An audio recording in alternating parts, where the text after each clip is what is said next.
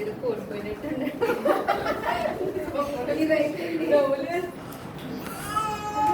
తెలుగువాడా ఓ స్నేహితుడా ఆంధ్రప్రదేశ్ పాట పాడరా గోదావరి నది తరతరాల నుండి పవిత్ర జలాలను ప్రవహిస్తుంది. కృష్ణా నది అందంగా కోహినూరు వస్త్రాలను తుంగభద్ర నది ప్రవాహ రాయలసీమ రత్నాల సీమగా మార్చింది. ఇవన్నీ తెలుగు తల్లి అందాన్ని తెచ్చాయి, తెలుగు వారికి సుఖాన్ని ఇచ్చాయి. తెలుగు యోధుని ప్రతిభను చంపే వీర కథలను పాడుకుంటూ సాగుతుంది. తెలుగు జెండా గౌరవం నిలిపిన సంఘటనలను ప్రదర్శిస్తూ కొనసాగుతుంది.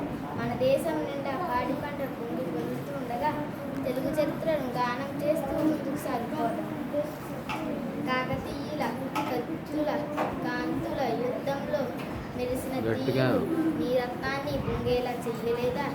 రాణి రుద్రమ్మదేవి యుద్ధ నైపుణ్య, ఆమె తన శత్రువుల పొగరు అణచడం వంటివి రక్తాన్ని పొంగేలా చేయలేదా? కొదమసింహంలా విజృంభించుట బాలచంద్రుని వజగర్భం నీ రక్తాన్ని పొంగేలా చేయలేదా?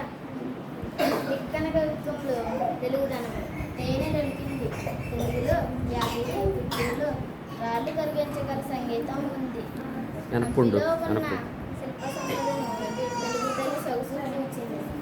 తెలుగు పరువం భరతనాట్య ప్రముఖుల్లో ఇమ్మడించింది. తెలుగు జాతికి వెలుగుబాటును తీర్చిదిద్దిన కందుకూరి గురించి పాట పాడుకుంది. ప్రజల భాష కరుపు తీర్చిన గెలుగు వెంకట్రామూర్తి గురించి గానం చేద్దాం. దేశం అంటే మట్టి కాదు, దేశం అంటే మనుషులని చాటి చెప్పిన గురజాడ వంటి గురించి కొనియాడుదాం.